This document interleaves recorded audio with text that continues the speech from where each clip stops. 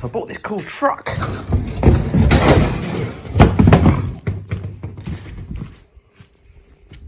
It's a Bradbury electric. Hang on, you can't really see the front of it. It's got a very cute face. It's very solid. It's all bent steel checker plate, and it's really cool. It's fully electric. Here's my little intro video thingy. Ruins the magic, doesn't it? It's pretty cool. So we've got handbrake, brake, accelerator, a bunch of 6-volt batteries. So this is a 36-volt machine. It's got inbuilt charger. So this is actually the charger, and the mains cable to charge it is wrapped up on here and down there. It's obviously been modernised at some point, I think. Just the briefest of looks that I've had, it's got what looks to be a more modern than the machine electric speed controller. I think that's been added. It certainly looks like it's been added. That bit looks like it's been added. And it looks like something's been taken away in there as well. So apparently it was sold to me as didn't work in reverse, did work in forwards, but then stopped working in forwards. So something's up. I really like it. So it's actually going to be for me and my boy to use. He's going to play with it, and I'm going to use it for useful things. It's got a tow bar with a giant pin through it, which I actually found thrown in the battery box. So that's going to be pretty useful. I think that was just its name. I don't think that's a model name. Someone's just stuck that on with vinyl. But I like it. Pneumatic tyres, and it's 3-wheeled. So you can see the 3rd wheel in there when you steer. It's got an almost 0 turn insert. If I turn it all the way, look how it moves. Almost completely sideways. Lovely. I had the briefest of fiddles with it. I plugged in the charger, it buzzed. The meter didn't go up. The batteries are well knackered. I think they're very knackered. They've started to bulge out there, and bulge on the sides. And I opened these up to check the fluid levels. And actually, the fluid looked all right, but the plates look warped and broken, and I think they're pretty dead. But I could put car batteries in this, or maybe truck batteries, because you need the weight. You do need weight in these over the rear wheels to give it traction. And that's kind of how they work. Now, I will show you the other one. This one's big. This one's twice as big. I won't uncover it completely, but this one is a bit more of a monster. I think this is capable of carrying a ton or a bit more. But it's essentially the same machine. Have a look there. Essentially, steering wheel, 3-wheeled. Same handbrake setup. 3-wheel thing. I think these are in case you tip it over. You can't tip over, it'll just rest on them. That one's much bigger. Now, the batteries in that one were individual 2-volt cells, which are under here. Classic forklift truck style. But I've measured the voltage on them, and actually they're about 1.7, most of them. So I'm hoping that they're salvageable. Took them all out thinking I was going to scrap them. Maybe not. Got a lot of electric stuff going on at the moment. Hence, I also have another load of 6-volt batteries on charge here, which I think are probably mostly dead. They were at 0 volts, or like 0.1 volts. I don't think that's really salvageable. But I've got decent chargers on the job. I've got that one certainly is capable of reconditioning batteries. It's got special desulfation phases and stuff that it goes through. I think that one does, it just doesn't have a light for it. Don't know. But I've been using them to try and get them going for something else, which I'll show you. So yeah, but this video is going to be about that machine. So first job's going to be to power it with something, and I'm hoping to just use the charger, to be fair, the onboard charger, to give it 36 volts. I'll lift the back off the floor and we'll just test the electronics and work out what's up. I'm hoping it's going to be a switch issue. We shall find out. Oh, I've plugged the mains charger in. It was plugged in, but it did work on the charger. So the charger provided enough power, 36 volts, for this to come on. And I put that in forwards and gently pressed the accelerator, and it did move. It doesn't work in reverse. Now I was told it worked in forwards and not reverse, and then stopped working in forwards. So it could just be the switch. I think that'd be the easiest thing to look at, rather than me trying to understand all this wiring. Let's just take the switch out and have a look. I can't really get under there very easily, so I'll unscrew it and I'll drop it out so I can get better access. And then I don't know, I might have to move on to other things, because there's all sorts of contactors and speed controller, and the motor has 4 wires on it, and I have no idea why, because I don't understand motors. So let's start with the switch. So we've cleaned it up a bit. We've taken the old batteries out and hoovered out all the gump and dust and horribleness. It's actually quite clean under there. There's no rust or rot or anything. It's in lovely condition. It's obviously lived indoors like they're supposed to. It's got 2 leisure batteries out of ambulances and a car battery, because I only have 2 of those, which is a shame. Because if I had 3, they'd be matched. It'd be lovely. I could use the charger. I can't, because that's a 36 volt charger. It's going to charge all 3 at the same time. And they'll charge differently. So I'm going to have to charge these as 12 volt batteries as I go. If they go flat, I'm not going to use it too much at the moment. I have started to have a look at the electrics to work out what's wrong with it. And what I've established is when you turn, so if we press the accelerator pedal, nothing happens. Can you hear those clicks? That's important. So we turn it on, we get a power meter. And if we press this with the direction switch at 0, we can hear a contactor running. And that is, of the 3, it's this one here. So that's like a main contactor. And then these are the reversing ones. So not just for reverse, as in it can reverse a motor. And what I've worked out happens is when you additionally press the accelerator with the switch in forwards, it will energize one of those. And when it's in backwards, it will energize the other one. And they are energized by these wires here. Now what I did, these are 36 volt contactors. Now what I did was I ran a jumper wire from circuit breaker, which is down here, over to here. If you jumper this one, it works and clunks, and that's the forward. If you jumper this one, nothing happens. So I think the reason it doesn't reverse is just this contactor. Now, I got the part number of them when I looked on eBay. They're 150 odd quid, 130 quid. But I've got a whole other truck sitting out there that I was going to try and get going. But I'm starting to think it might be better off as spares for this, because that's a huge amount of money. And if they're going to go, well, I'm not going to want to be buying them online. I'd rather have a set of spares. More's the point, that machine out there has got a motor, a drive, everything. So I need to have a look at it, because there's a possibility it could be a complete spare setup for this machine. But it is wider, it's a different motor, so it might not be. It might be that I'll just salvage the contactors out of it, the throttle switch, and the gauge and stuff like that, because those are bits that might break on this one day, and I want to keep this going. So we'll see. But at least I've worked out why it doesn't reverse. I'd taken out the speed control box, and I started to trace wires and all sorts, and then I realised that the clonk when you press the accelerator in forwards was different to the clonk you got when you press the accelerator in reverse. So I started checking those contactors, and it's those. So that should be a fairly easy fix. Obviously pulling all this out was completely pointless. I'll probably put all this back. I've ordered a new knob for this. Knob.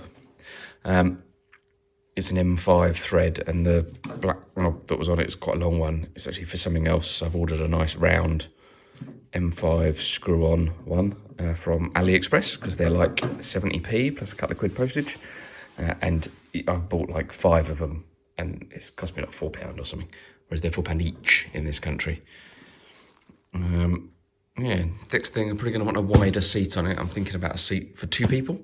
but I'm not sure how that would work with the controls, so I might need to relocate them or rethink the seating arrangements.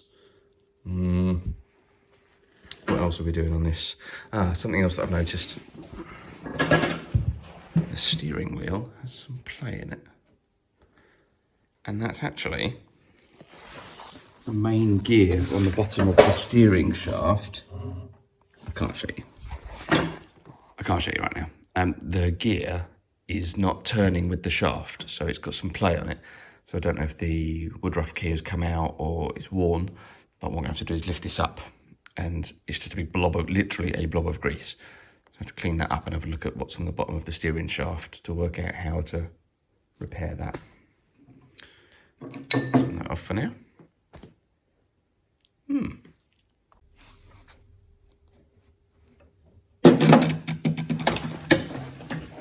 Well, getting this out was an epic pain. I had to take an awful lot off. I'll show you. Something I noticed before I go and scavenge one is that it's got screws on it. I don't know what that one does, but it's red, so I think you shouldn't touch it. It does look a little bit like the top cover comes off. So I'm going to look at that. I'm going to find a screwdriver, and we'll take those screws off, and we'll see if we can do anything. Let's go and find it. Come off now. We have to take those off. Nope.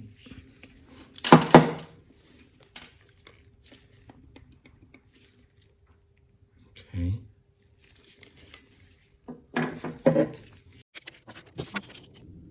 Oh, it's riveted, look. It's got rivets there. Okay, so I don't think taking it apart would help. I've just checked the resistance of the coil there, and it's infinite resistance. If I check the other one, it's 117 ohms, so it's dead. So I shall have to salvage one of the others, but given what a knob that was to get off, because of the way they've attached them, they've put screws through, but they all screw to each other and to the plate. That was hard. I imagine the other one's the same. It's become a tomorrow job. It's very late. It's 11 o'clock at night. I'm going to give up for the night. Here's a little toy John Deere Gator that I'm hoping to kind of replace with the little truck. And I get to play with it. Not that, the truck. Right, now, something else here. This is the big one. Ooh. It's just too big.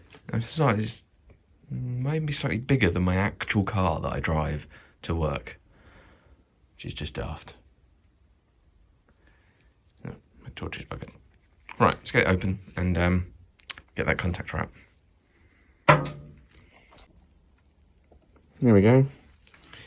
You can see the huge amount of empty space in it. All the batteries were in the back. Those 2-volt cells that are in the garage. It's got like a forklift tray in it, a forklift battery tray. I've taken all the cells out. Here's the controls, which are, I mean, the layout's different, but that is the same, completely the same as the other one, except it's got a horn. Something else this one's got that's super helpful is a 36 volt to 12 volt converter. So that'd be amazing to run 12 volt stuff, so that'll have to come off. I'll put that on the green one.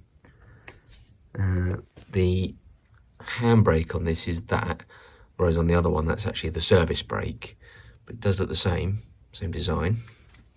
And then we've got the diff and whatnot, which has got sealant sticking out of it, so I can only presume that it's been rebuilt at some point, or at least sealed. And the motor setup looks the same.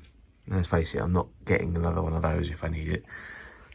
The axle case is different because it's longer and it has leaf sprung suspension, but I'd imagine if the diff's the same, it'd be worth salvaging. The other thing that's different is this one's got solid wheels and the other one's got pneumatic wheels. Right, let's salvage this. So I need one of these. I'll take the end one because it'll be easier to get to. So I changed that contactor over on the green one. It still doesn't work. Contactor clunks, but it still doesn't reverse. Now I think it's wired up wrong. I tried to follow the wiring, I got very confused. Reversing contactor setups just confuse the crap out of me, bluntly. So I had to follow them a little bit slowly. But I found a wiring diagram.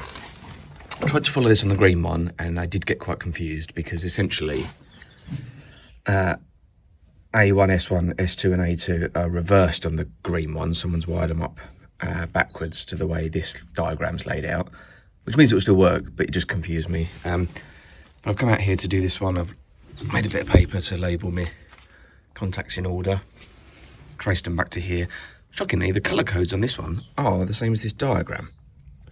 It's Taylor Dunn machine. I think these are Taylor Dunn machines, even though they're Bradshaw electric. I think they're the same thing. So it was a lot easier to follow. I put the Duff contactor off the green one on here just for my own sanity, because I couldn't remember where stuff was. I followed it through logically, understood what the bridging connectors do, and actually I worked through the logic of when it's in forwards, what will operate, what will connect, what works, what's in reverse, what will connect, what works. And this one is wired up correctly. I'm pretty sure green is wired up incorrectly. I've got a bridged connection somewhere and I need to go and work out which one it is. Essentially there's bars that connect the contactors together, like this, because they're sharing things. And the way these contactors work is when they're not energized, like now, the bottom two terminals are connected together. So for example, this green wire here, it's bridged across to this one here. So those two terminals are connected together. And then because these are de-energized downwards, it's also connected through there, through that wire, to that wire that comes out there. So it's a logic puzzle of when something's energized and when it isn't, what's happening. But yeah, I think the other one's wrong. So I'm gonna go back and have a look at the other one, and potentially, right pain in the arse, I might end up taking every wire off on the green one and putting them back, following that diagram. And maybe colour coding them, because it's really helped. Maybe if I put a label around each end of the wire, I don't think they're these colours over there. I'll go and double check, maybe they're just grubby. Right, here's the logic puzzle. So I started off, I know it's upside down, sorry, but I'm the wrong way around, so I can show you that bit. I started off, I labelled those are the correct terminals in order down there, but someone's wired up every 2 and 1 backwards. So I just substituted the 2s and the 1s and put a piece of paper over it. You can swap 2s and 1s, you can't swap A's and S's. It just means it will run the other way around. So effectively the whole thing's wired up backwards, but it's DC motor, it's fine. Diagram, I added a couple of cable ties to help me with yellow wire there, because the only yellow wire is this one here, and green, which is that one, because those are the two that go to the contactors that are the ones that are not coming from the controller, which is there.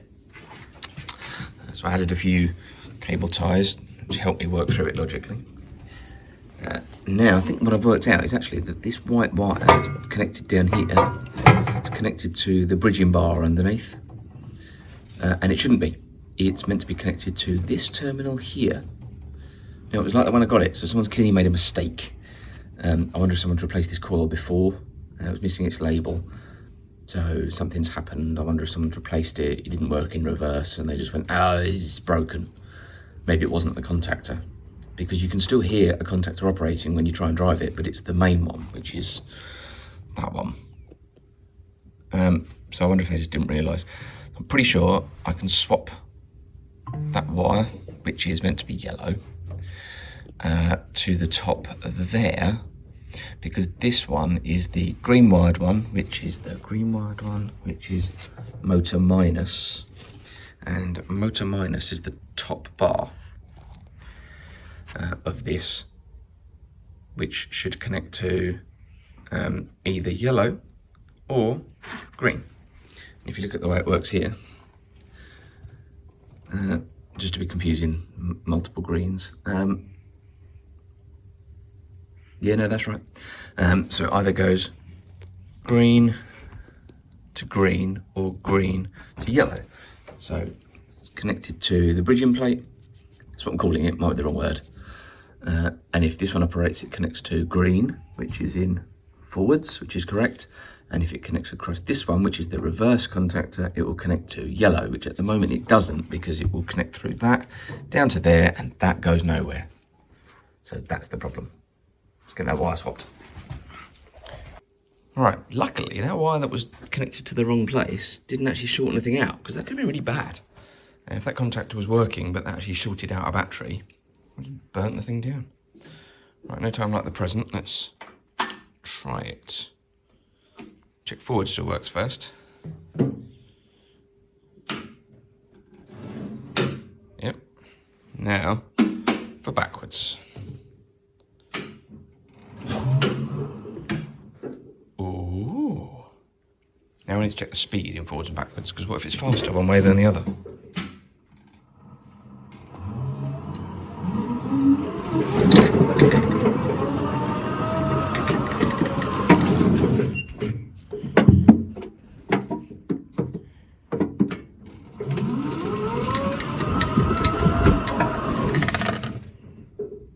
Feels about the same. That's excellent, that. Reverse.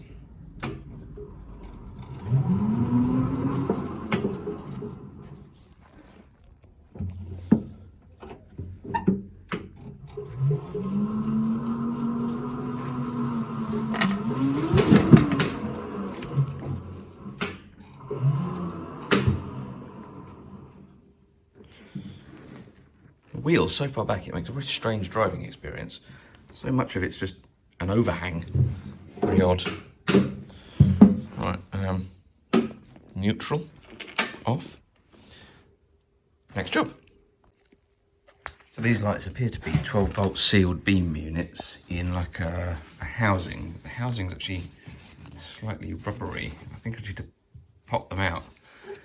These run from that switch over there, which was run to the back and straight onto a battery with a fuse holder, or two batteries. So that's actually just a 12-volt system, because the rest of it's 36.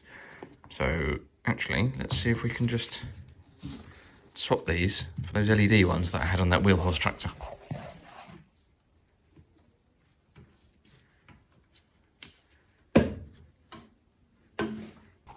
There we go, I managed to lever that out, and they are sealed beam units. GE, USA made, 12-volt, 35-watt ones. They do work, but they are dim as, so I'm going to get some decent bulbs in it. I want to swap those LED ones out of the wheel horse tractor, because actually I'm not going to keep that, and I don't really need them.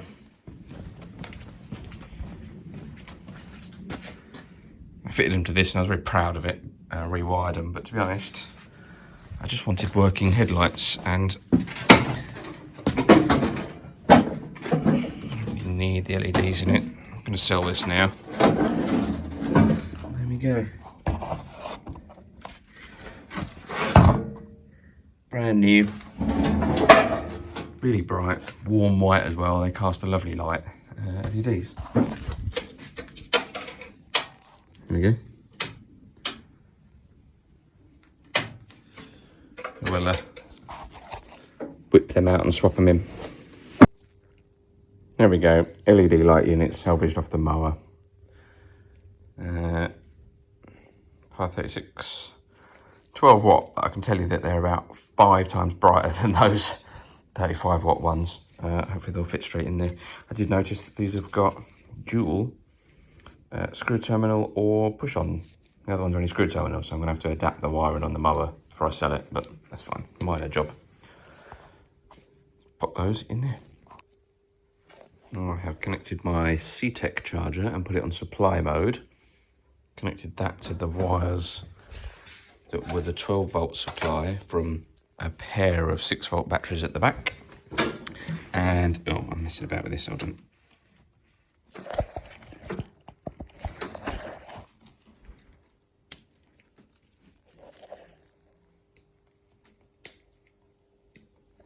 Perfect. This is that steering problem. That's the bottom of the shaft from the steering wheel. If I gently rock the steering wheel backwards and forwards,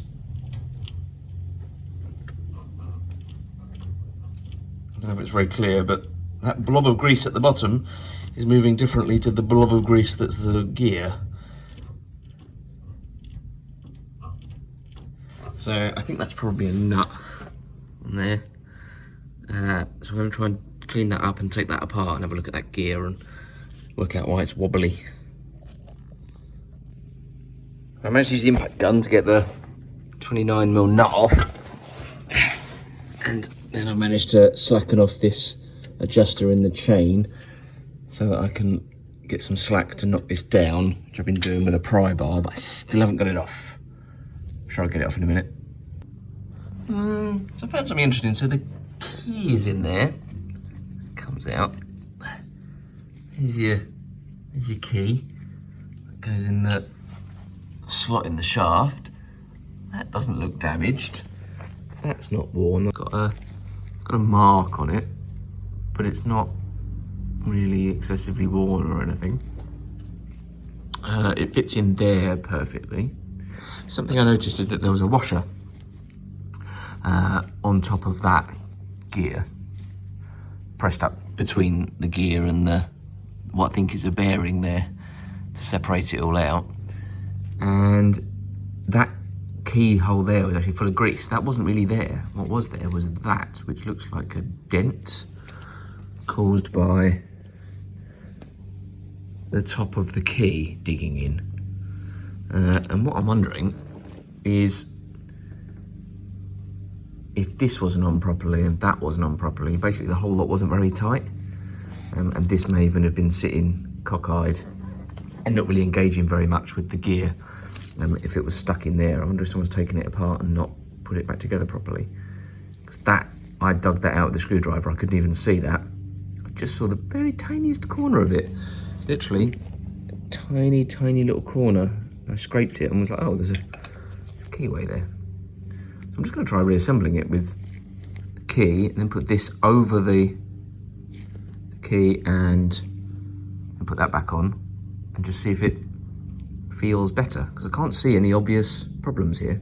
I wanted to clean this because there's grease built up. And again, that's interesting because I don't think grease should have been able to build up on top of this. I'm gonna get a knife and scrape it off, because I feel like this should have been sandwiched, but I'm not sure. Give you an idea how wrong that actually was. I just scraped it off. I had to use a knife to scrape that off. See where that dent is? It's actually, it probably doesn't show very much. There's actually a bulge on this side where the key had been pressed in so hard. So let's fix that using some precision engineering skills so that that's very flat again.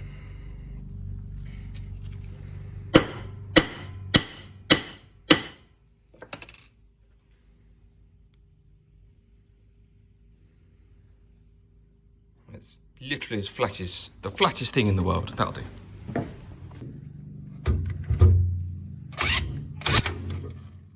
Of course it turns. It might be a two-handed job. I think I need to hold the steering wheel still. So the key was actually loose in the shaft a little bit, and the key itself is actually ever so slightly worn, and so is the hole in the shaft. I have got a load of key steel. I'm making a new one, it's not really going to help. The hole's still too big. So what I did was, rather counterintuitively, is file the sides of the key down to get rid of the wear ridges. And then I found a shim from my box of a million shims. Literally, loads of shims. And I put it in there as deep as it would go, and then put that in and squeezed it in with water pump pliers. Now, what I'm going to do is use a knife to mark. I can't lean, it's wobbly. I'm going to use a knife to mark as close as I can to where it needs to be. Pry the key back out, and then, sorry, the phone does not want to focus on this. We'll pry the key back out, cut the shim on the marks, and then reassemble it back on the truck, put the shim in, push the key in, and then I think the fit's going to be a lot better. Let's try that. All I did was run the knife down really hard a bunch of times, and then just bent the shim over, and it cut brilliantly. So that's now you can't really see it, just the edges of the shim in there. And when you put the gear on now, no radial, well, virtually no radial play at all. Get reassembling. I've popped a bit of fresh grease in the top of the column. I suppose that's the column. And then when I put the shaft in, I'll turn it as it goes down to get some new grease on the outside. It is actually very greasy. It's got a grease nipple. But I'll make sure it's got some fresh grease on it. That is because obviously you should always take every opportunity to lubricate your shaft. The chickens have come in because of the awful weather. I mean, 2 of them have. There's 2 more out there somewhere. I'd imagine they're hiding. I've got quite a lot done on this. What I did try and do was try and get those batteries to fit in there. Now, they're off the yellow one. I managed to get all but 2 in, and I could have modified it to fit them, but then the bridging cables, or link cables, whatever they're called, I didn't have the right number, because I've got long ones and short ones, and depending which way you arrange these, like when they're like this, the short ones don't quite reach. You have to use the longer ones, and I wasn't going to buy a bunch of these just to check out if it worked. Also, it made the back so heavy because there was so much weight over that. I know weight over the rear axle is good, but it was so heavy I could pick the front up with one hand, which obviously makes it a little bit unsafe. I know it will have a driver, but my young lad's going to drive this and he's not particularly heavy, so I kind of need it to be safer than that. So I need more weight over the rear axle. I'll chuck a bunch of paving slabs on it. I need to try and find some batteries because the car batteries I put in there are a bit crap. I don't know. I've got 2 matched ones there. Might try and get another one of those, or I might try and get 3 more matched batteries. I haven't got that far yet. Batteries are expensive, but I should get a few quid when I scrap them and them, which are out here. And probably them. There we go. Sun came out, all 4 chickens came out. They'll be back in here in a minute when the rain comes. There you go, put them next to each other. You can see the difference. See just how much bigger the yellow one is. And width-wise, this is pretty small, this thing's big. I don't know where they were before. It looked like everyone sellotaped everything to them, look. And there it is. I've been peeling tape off this one for days. To give you an idea, I don't know if I mentioned how cheap I bought these. I was very lucky. Bought these off eBay. They were £150 each. I paid about 300 quid to get them brought down because they wouldn't both fit on my trailer at the same time. That's why I need a bigger trailer. I'm working on it. So realistically, after I scrapped the batteries out of that one, that's going to get me 150 quid back. After I've scrapped the batteries out of this one, that's probably going to get me 50 or 60 quid back. They don't really owe me a huge amount as a pair. So yeah, chances are that one's getting stripped. And we'll keep the axle, the electronics, the throttle pedal assembly, the handbrake assembly, because that's the same. I'll take the cushions and the seat off because I might be able to somehow put it on here, I don't know, something. I might even keep the steering wheel if it's the same. It looks similar but different, we'll see. There's also a 36 volts 12 volt converter that's definitely coming out of there to go in here, and I'm going to run a whole suite of 12 volt electrics at the front. Yeah, and then that will probably just get sold as a not even a rolling chassis. But yeah, that's the difference. It really is a huge difference. I could almost get that one on the back of that one. Yeah, for the garden, this one's ideal. So we'll be keeping this one. I've salvaged the 12 volt converter off of the yellow truck and all the wiring that went with it. I need to test it. I'm assuming it works, so I'm going to put it in here somewhere. I'm going to run the power cables, however they run them, up that tube, I think, to there. And then we've got a whole bunch of goodies to go on. So we've got a fuse box, fuses and labels, knobs for the switch, 12 volt socket, because why not? That's the 12 volt one. Got a USB charger, because why not? We've got 2 cup holders to go on it, because why not? We have a little horn, why not? And a switch, which has got a little blue LED in it, which is just snazzy. It's going to be the headlight switch. So I'm going to get on and put all this on. It's just going to be lots of wiring and crimping and faffing around trying to get the wire underneath and up and stuff. So I'll probably just get on with it, to be honest. I won't bother showing you every step. You've seen me crimp wires before. It's not that interesting. I'll take all this out. This is all a bit messy, isn't it? So I'll probably, I'll take it out. I'll tidy it up. I think I can feel. Yeah, that's like the wiring tube. And the other thing is the handbrake on the yellow one doesn't do this ridiculous finger trapping thing where the top tries to cut your fingers off. So I might, you can't get it apart, but I might swap the entire handbrake assembly off of the other one because it's much better and it's not going to trap mine or my boy's fingers, because look.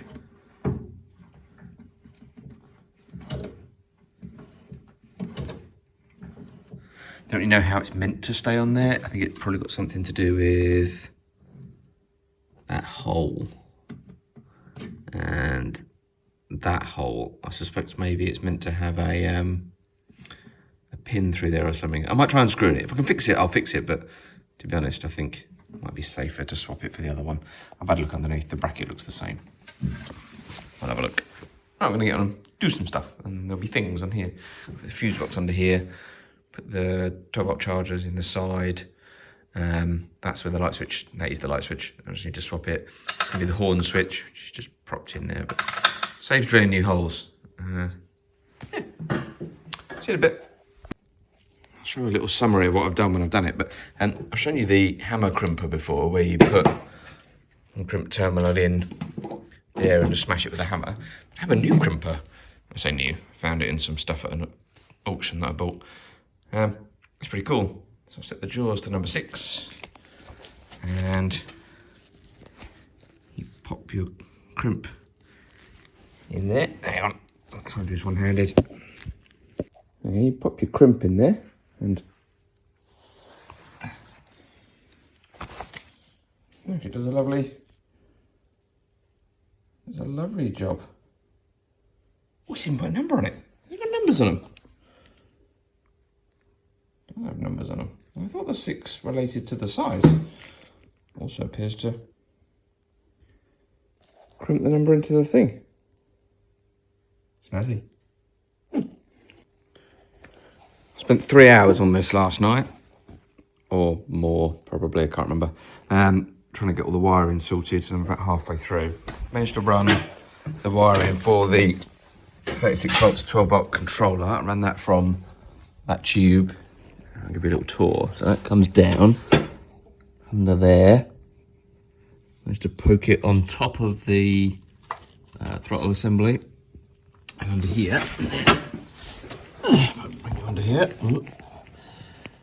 So that comes up there into I think it's a MIDI fuse, no maxi fuse, MIDI fuse in a holder, which I fitted by bolting it through the side. And then that goes to the output of this circuit breaker, which will prevent overload anyway, but I wanted another option. The neutral, or negative, is up there, which I fitted that post terminal thingy to join the wires together, and that does have a cover. I'll show you it first. A little standalone joiners, quite neat. There we go. So then that goes over to the speed controller. Speed controller's under here, so that's where the, I mean you can see from here, so there's the bits. Speed controller has been refitted with some new bolts, and there was a bolt under there as well, which was a right knob to fit. And I've also secured it. Somebody drilled already, but there wasn't there, so I've secured it with a bolt there to really make that solid. That will, I'm aware, get in the way of the board, but I'll probably drill a little divot in the board to sit on that. All the electrics are re-secured. This is all bolted back in. I've not had to do anything else to that bit. Moving up here. This was more work than it looks. Turn the bolts over so that there's less bolt underneath, and I'll show you why in a second. So there's just the head of the bolt underneath this metal plate. 4 holes I've drilled there, and 4 holes I've drilled there and put bolts in. I'll show you what they're doing. We've got the 12 volt, the 36 volt to 12 volt converter, and with the wires that come up out the tube, and then the output is routed to that fuse box. It's got 4 bolts in it. And I've started to wire up some things. So what we've got is your positive out of the 12 volt converter and the negative out of the 12 volt converter. You can see all your negatives onto this, and I've put crimps on with little ring connectors for the wiring. And I've started to wire up the switch, so that's the headlights. And then the next thing I need to do is start to drill for the USB adapters and all that stuff.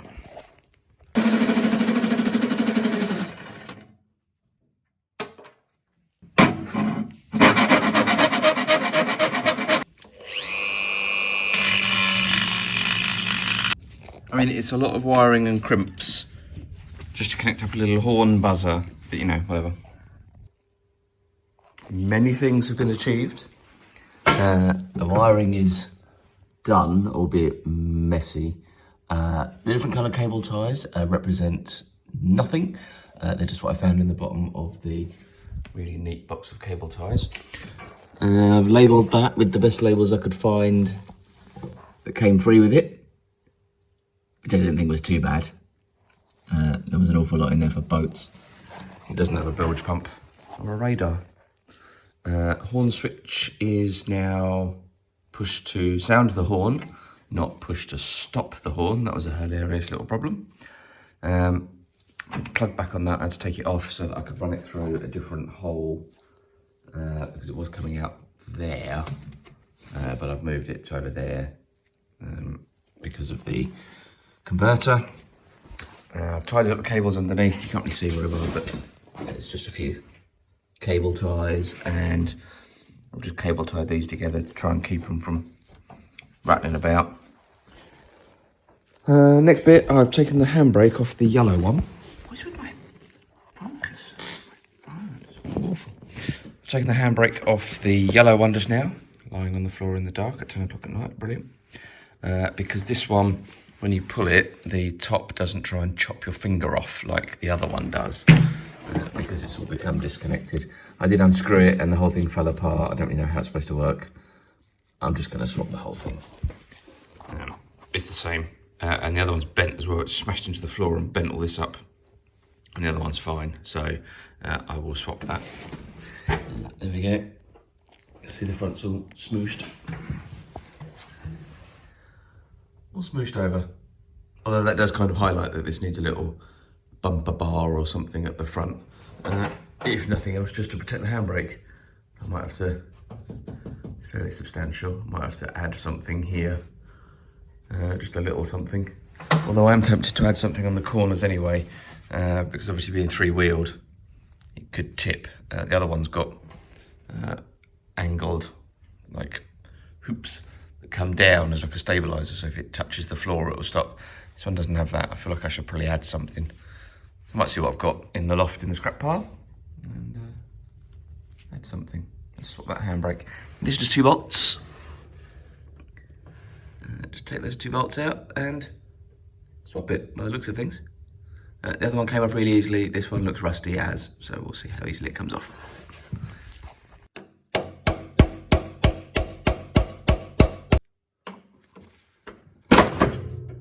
Ow.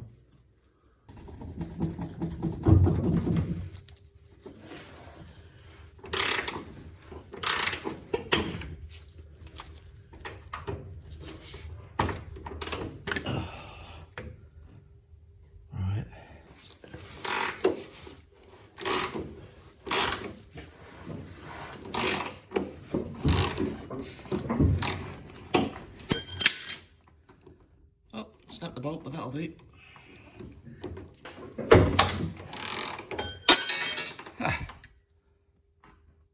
Snap that one too. But that's also fine.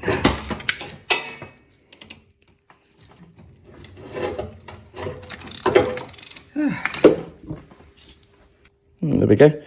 I'll just have a quick look. They are the same. So I shall swap that one on. I don't even know if I'm going to bother keeping that one. The end is buggered. I'll have another look and try and work out why it's broken, but never mind. I'll fit that. It's the yellow trucks, obviously. Handbrake bolted on, and I'm going to change the pin. I was going to put the pin in off the yellow trucks. It's in better condition, but they're different. The hole's in a slightly different place. It didn't line up, so I've cleaned and greased the original one that I had to knock out of the hammer. I'll see. That's fine. Just needed cleaning up.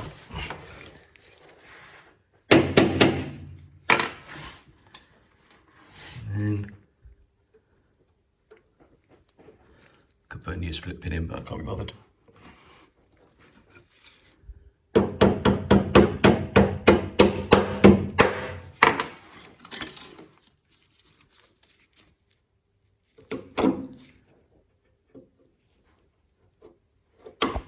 Okay, I'll do.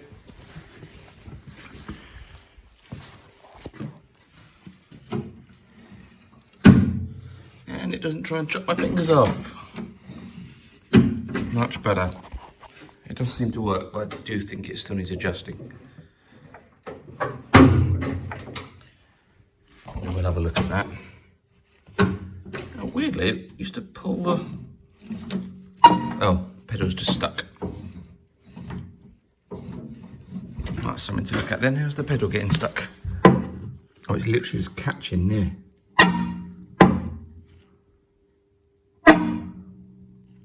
That's probably something I've done by pushing it up, to be fair. It'll never be pushed up. I won't worry about that. Oh, there you go. That's much better. This one's coming on well. It's off the extra stand. The new handbrake off of the yellow one is fitted and working. Everything seems to work fine, but I do need to adjust the brake because I don't like that you can put that all the way to the floor. Haven't really worked out what the problem is yet.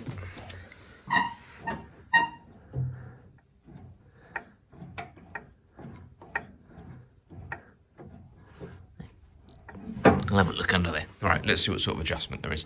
There is a bolt around here with a spring that goes to like the other side, a bit like a hose clamp. I'm just going to try tightening that first, see what that does. To me, that looks like a lock nut and an adjusting nut. I think that's meant to stay still. Let's give that a go.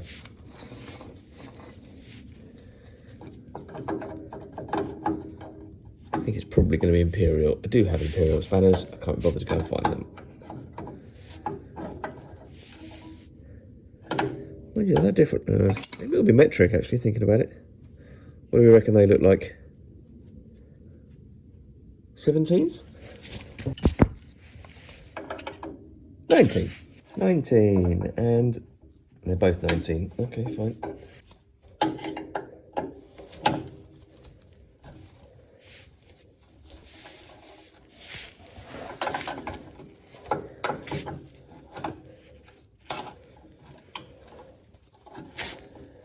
Well, that bolt's clearly meant to stay still, isn't it? Oh, piece of rubbish. Okay, fine. Let's try and get...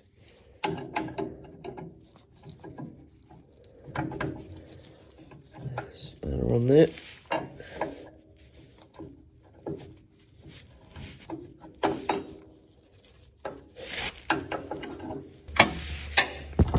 Is that better?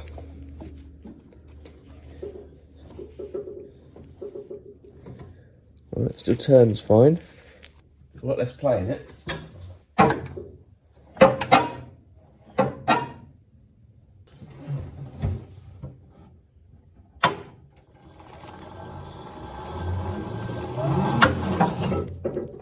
That's not that bad.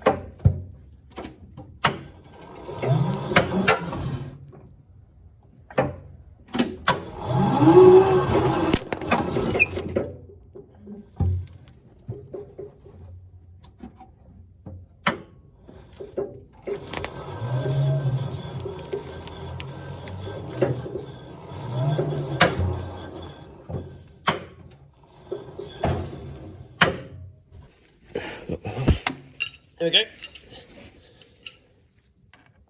I think this pedal needs some rubber, and the rubber on this one, although I've clipped it on, is split, so I'll pop some glue on there.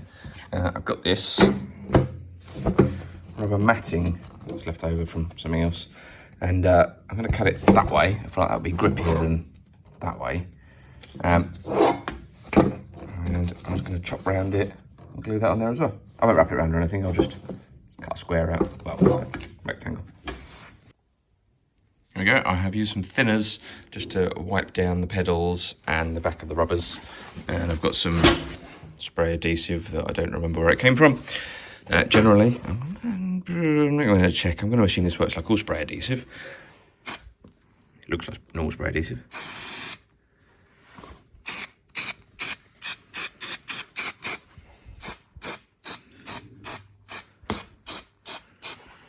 Okay. And I've masked it off professionally with Blue Roll.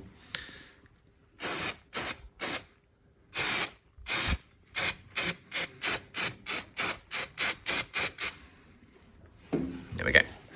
And generally you leave it, it's impact adhesive, you leave it to go tacky and then stick them on and it will never move. While I'm waiting for it to go tacky, I'll read the instructions and see if that's actually what it says. Blah, blah, blah, carpet tiles. Yeah, same thing. Cool. Oh, I cut it that way. I specifically said I was going to cut it that way, didn't I? Does it matter? Might do. Just cut another.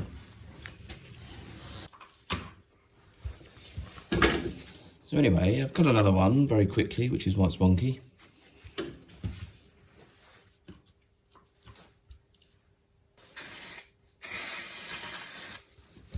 In the meantime, we'll stick this one on.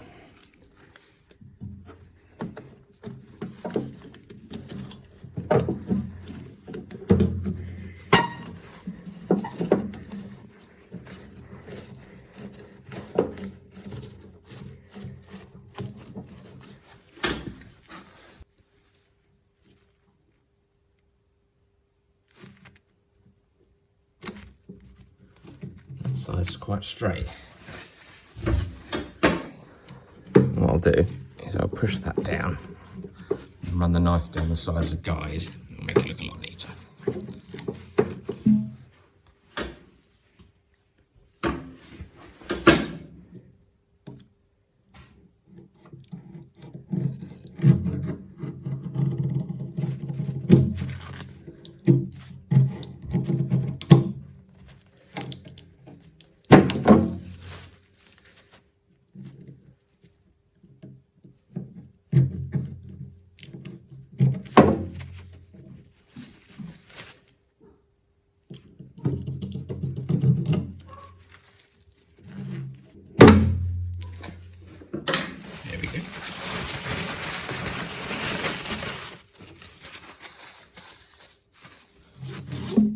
I feel like that's better because your foot won't slip upwards, so like off or whatever. I feel like that way round might be not that helpful for the direction you're putting force on the pedal.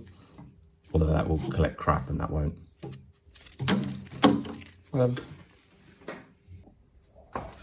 It's time to get those batteries and try them on the cherry picker, at least put them back on, and I'm going to use this to move them.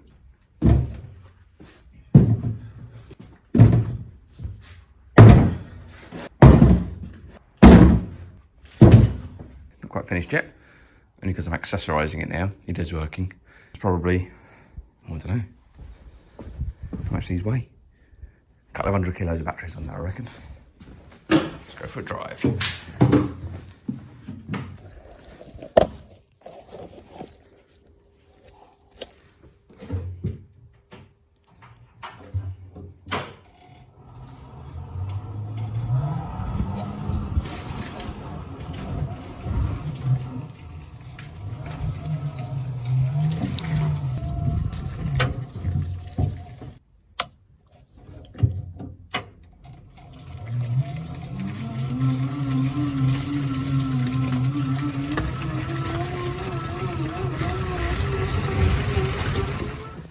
Time to do some bits to the back of this.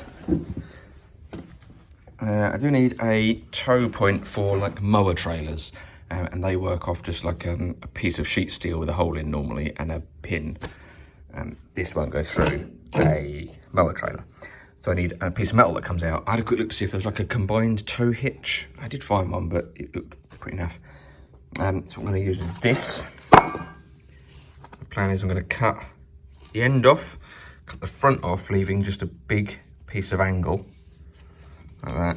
And it's going to get bolted under there. And I'll drill a hole through for the pin to drop through. But essentially it's going to go under there and stick out beyond the toe hitch there and give a point up on the front here. So I'll probably cut the end off, make it the same width as the toe balls, it looks right, and then probably just cut it into a triangle with a hole in the end, and this will be the toe bracket for mower trailers. And then I need to add the flashing light brackets. Now they're somewhere, but basically they need to go through a big hole and they need a bracket. So I'm going to use these, found these in the loft in the scrap metal stuff. Already got a hole in them, That hole's not big enough, so I have to drill a bigger one. Give me one on each side.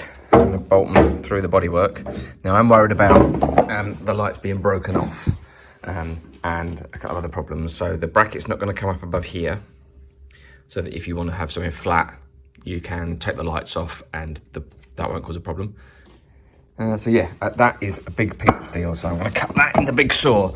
So now probably cue a montage of the big saw and cutting and drilling. Ooh, that's bad. Look, that would have hit that. Move the whole thing back.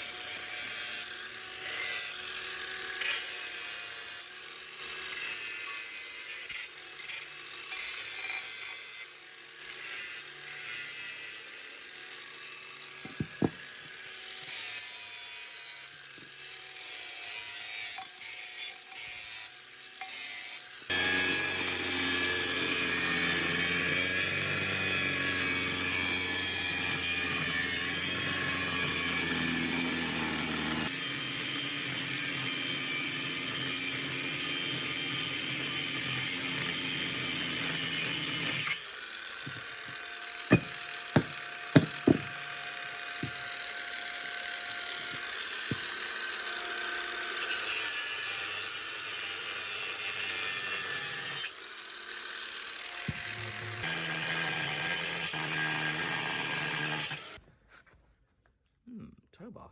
Now to drill some holes.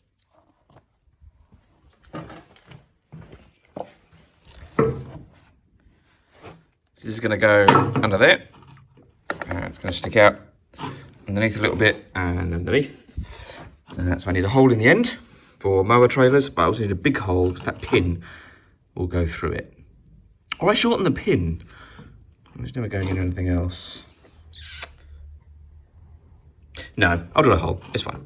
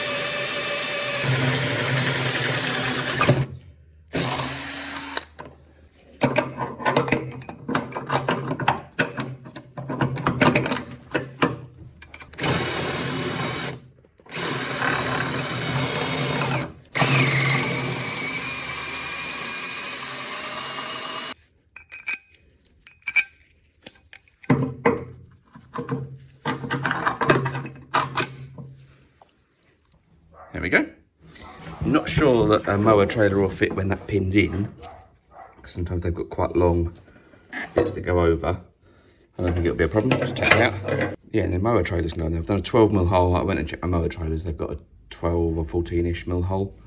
That should be about right. And because I knew there wasn't a chance in hell that I would line them up perfectly, that's a 20 floppy anyway. I think it's the wrong size because I found it, but that was a 22mm, and I drilled a 23 there just to make sure that it all lined up.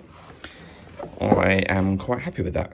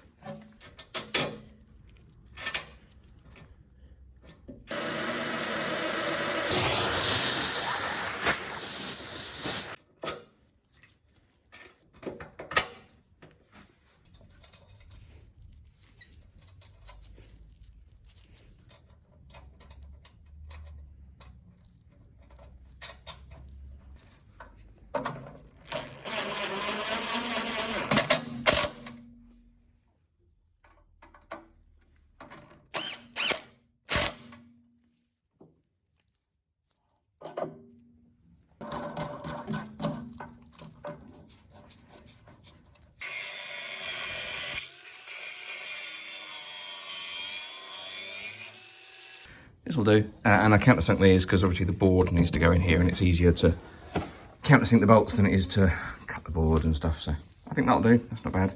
And I'll stick the other one on and then continue. So I was drilling a hole, which I put a little grommet in, and where the wire came out, the drill bit cut the wire off. There we go. But it turns out the inserts just unscrew. They're really solidly made. They must be made in huge quantities because these are only like £7 or something for the whole thing. And it's got terminals on it. So I'm just going to pull them off, put a couple of new wires on, heat shrink around the wires, and they'll be longer too, and then I'll run them into a terminal block or something in there.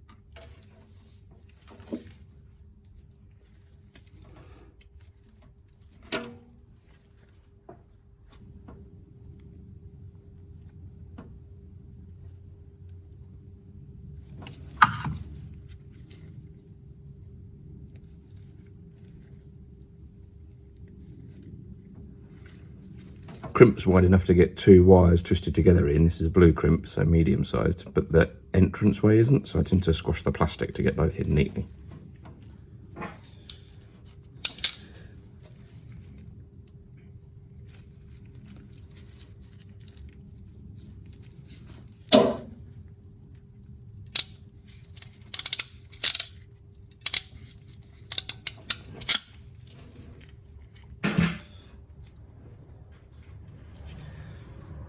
And we want these on.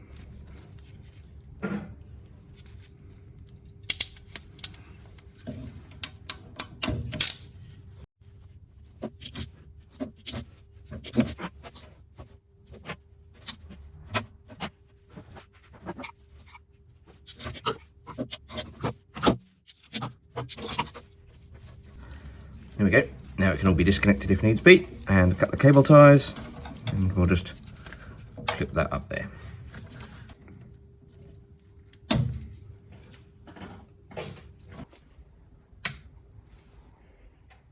Yeah, it is fun. Right, so another one there. But I've just found these. Got two of these, one still wrapped up. For something else, but I bought too many. Let me show you what they are. Connect up the negative and the positive. So, I can see very little reason why I can't put those, the brackets that I saved, and I never knew why. Put a couple of them on the front as well. Connected to the same switch, obviously, why not? Yeah, let's do that. I have another one to go in. It's got different handles. Maybe it's a different age. It's the same part number. It's a GPL 31T, and these are GPL 31Ts. So, I'm hoping it's just a different case design. But anyway, it's still better than having a completely different type of battery in there. And I have 3 matched. I can use the onboard charger, even if at every sort of 5th time or whatever, I manually charge each battery with a 12-volt charger to balance them. I'm happy with that. I'm going to get that in. It's got terminal, like, posts on it. I need to get them off. So, let's see if I can get them off now.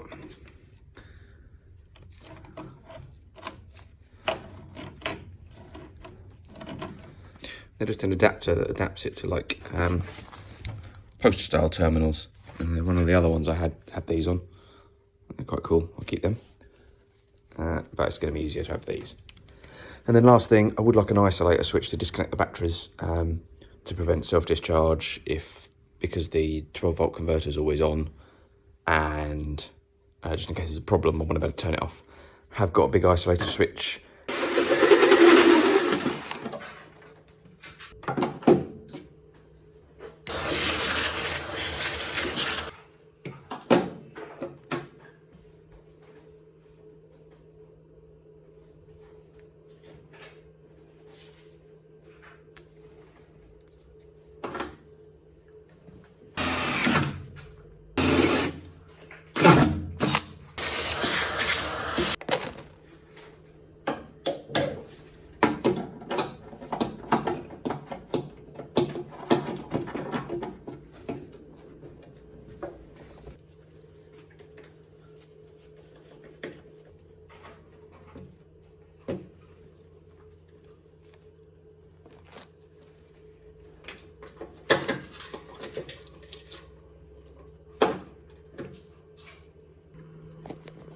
Well, done a few bits, put one of the masts on.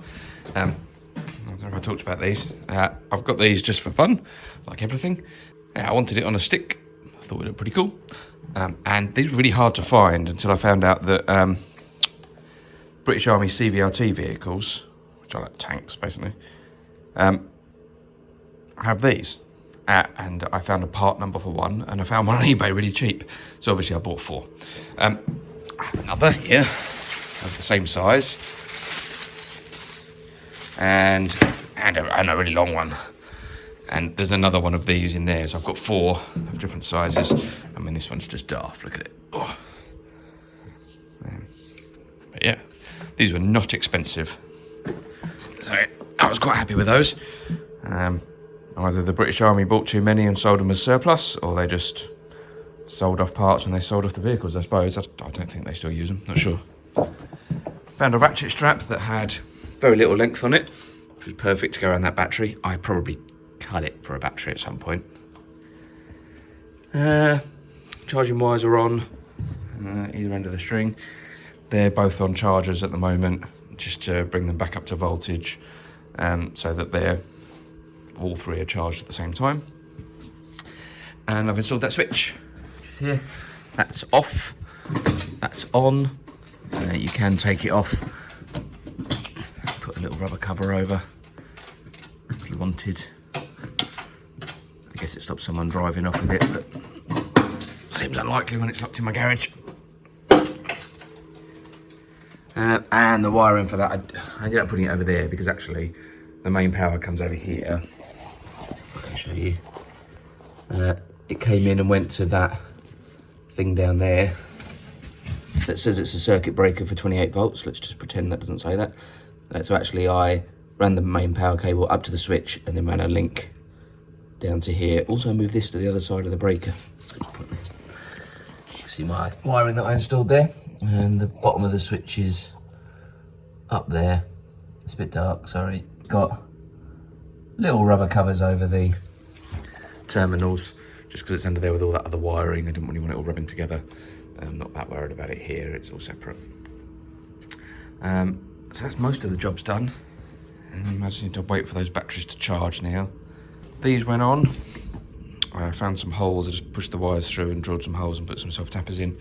They're not quite level, but I don't care. The wiring's here. Taped it up or heat shrunk it in places. You have to give them a positive and negative. You have to link them to each other so they flash in unison. And you have a fourth wire, which if you earth it, changes the flash pattern. Now that's wired into this switch. So when they're on, you press that and it changes the flash pattern, but every now and again when you do it, they go out of sync. So, hang on.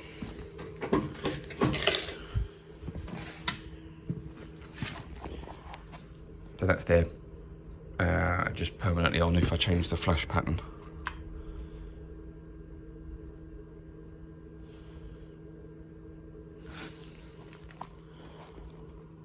They should go into sync eventually.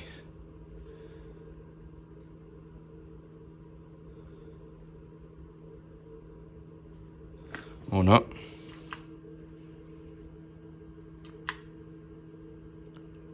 There you go. I think that first pattern is so long, they never really go into sync. And I should better scroll through the various patterns that they do.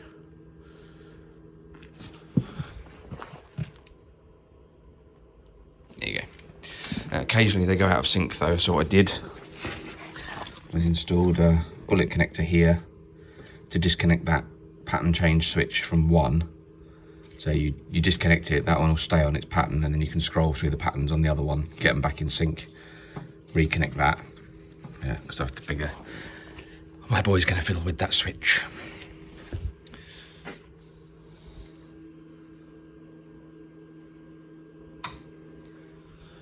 So yeah, almost done. Very nearly done. Just need to try tow in some trailers and, well, probably not on that one, but mower trailer certainly on my new tow bar. I'll try and pop this cup holder on there next. And I've got a piece of aluminium which I need to cut, and you'll see why to get this.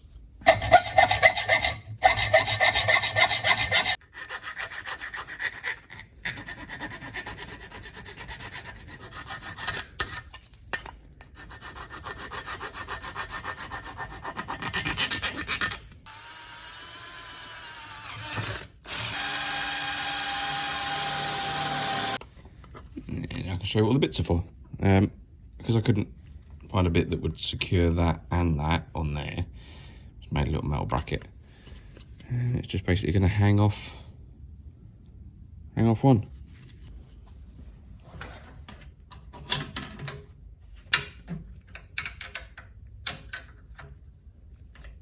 There we go. It's actually only held on at the top, but can't remember. 3mm, I think, aluminium, more than enough to stiffen that up.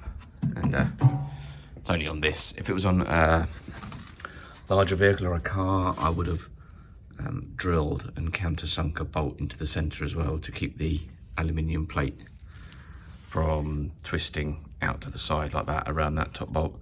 But that'll do. I don't have a drink with me, just to prove it works. Got to plug the charger in, the batteries are all charged using a proper charger. And I plug this in and we've got barely a 1 amp, I think, draw, probably, maybe 2. Which is probably about right as a float charge for 3 batteries. So I'm pretty happy that that's okay. I just wanted to check that the current draw didn't go up too much. I think that's pretty good.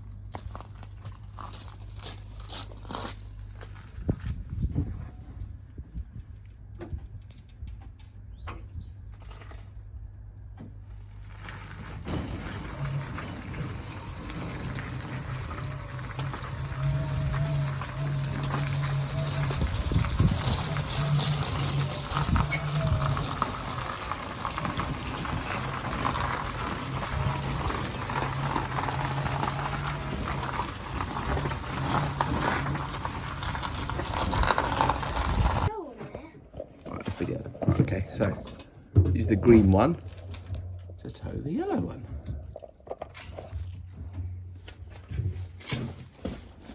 Right, you go gently and I'll steer this one.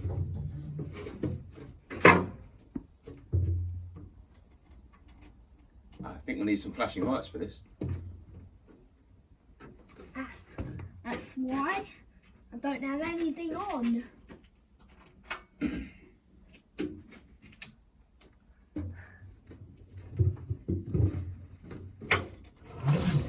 Gently.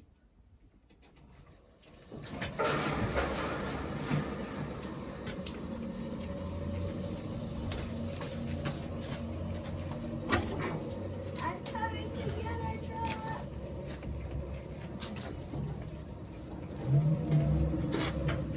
Okay, that'll do. Tell me which way you're steering. Which way? Well, I'm going that way, so you need to steer right. Don't forget you're going backwards. That's enough steering. Give it a big tug.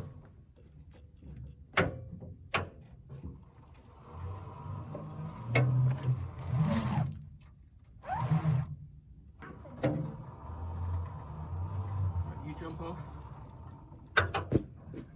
Give it a big tug.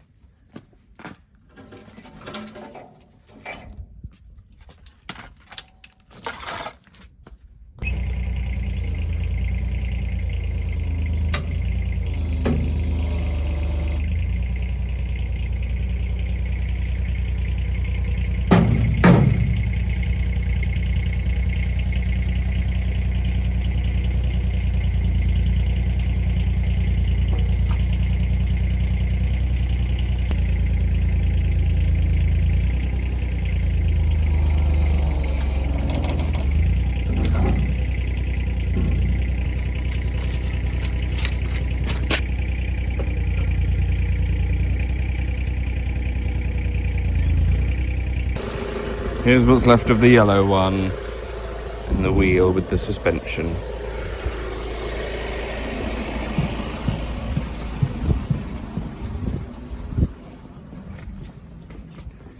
And I kept the axle and motor assembly. And there we go. Currently stored in here. I'll keep it dry. I'll probably get to use it more in summer. It doesn't like the wet ground. It's pretty sore when I tried to tow the yellow one. Yeah, I kept a few bits off the yellow one and it got cut for scrap. Bit of a shame, but no one wanted it. So yeah, I'm gonna see what it can tow. I've got an idea on a little thing we can do to test this, to see what its pulling capacity is like. It's not an excellent test, but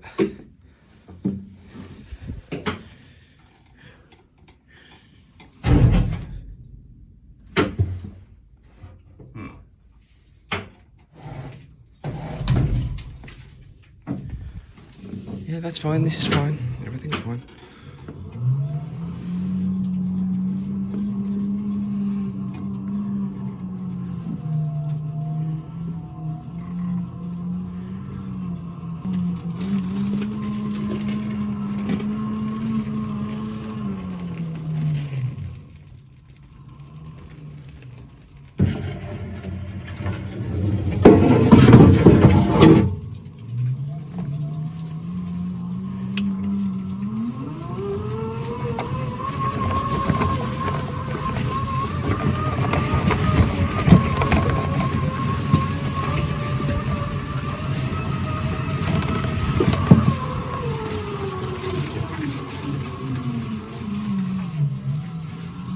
Trailer project. That's another video. The cherry picker project. That's another video.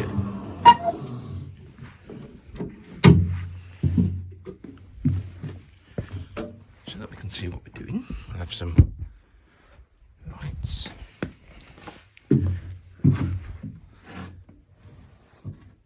Gas rams don't work very well in winter on this van. Let's go turn this round.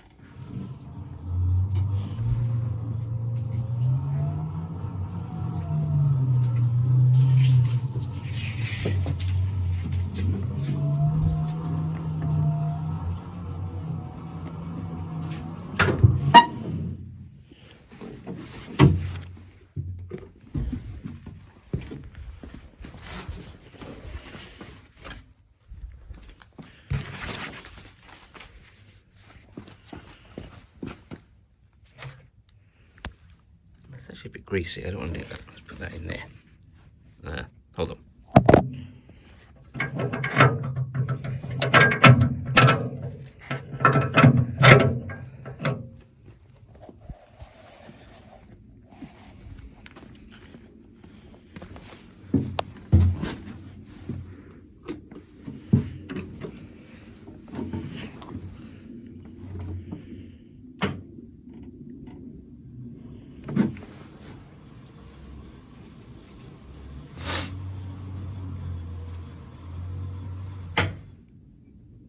So just for context, my van weighs about 2 tons when it's empty, roughly.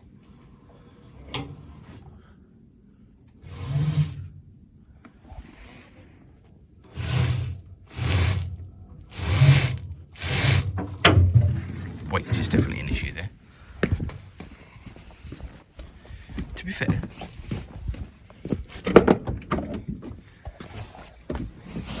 the handbrake's on.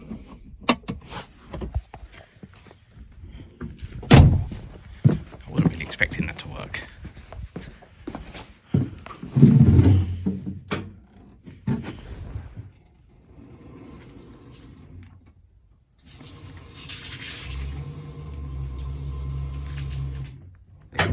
I'm only using a tiny amount of throttle because I don't want my van to roll into me, but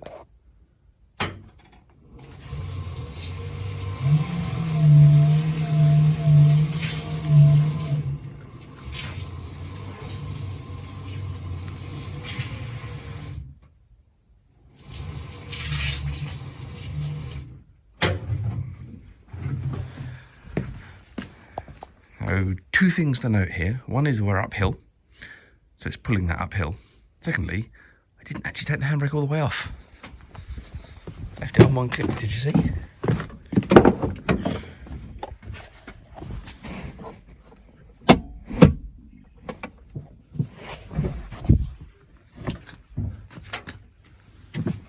Oh, we're actually rolling. This is bad. This is bad.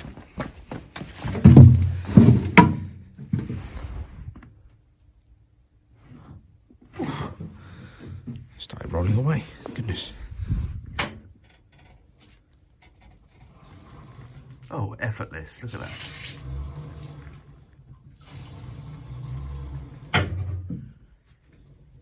Let's see. We're actually rolling because that is downhill that way.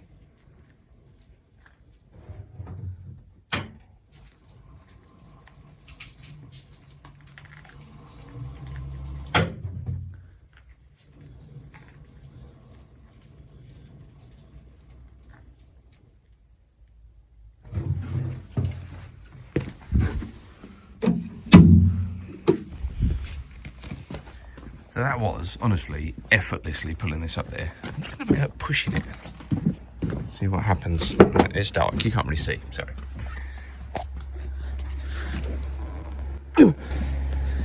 Right, I'm going to push on the B-pillar here and I'm going to give it a good go.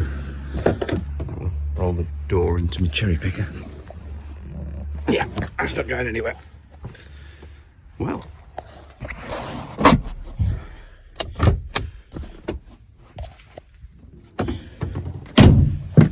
Very impressive. Excellent. I mean, yes, it was spinning the wheels at first, but the handbrake was fully on. It spun the wheels a little bit and slipped a few times the second time, but the handbrake was on slightly, enough to stop that moving on its own. And then when I've let the handbrake off, it's moved it like it's nothing. And I just tried to push it, and I cannot move it. It's slightly uphill here, and I cannot get that van to move. It just rocks slightly on the wheel. It would need two people to get it up here. So that's excellent. My main problem is driveway is gravel, and I will struggle to get any traction on the driveway, but that's going to get changed soon. Excellent. Very happy with this. I'm just not going to pull that, obviously, but just for context, little side note. That 6.5 ton monster doesn't look like it weighs 6.5 tons, does it? Because it's actually smaller than my van. My van pulled that up the curb, up the driveway, and to here. Well done, van. Anyway, just a little test. Very impressed with that. And that's what this is going to be used for, probably, to pull vehicles that aren't running down the driveway to the garage. Perfect. Thanks for watching my video on my green electric truck thing. Yeah, no worries. Thanks for that. Don't forget, hit the thumbs up button if you thought it was alright, or don't. And subscribe if you want to see some more stuff. Have a good one. Bye.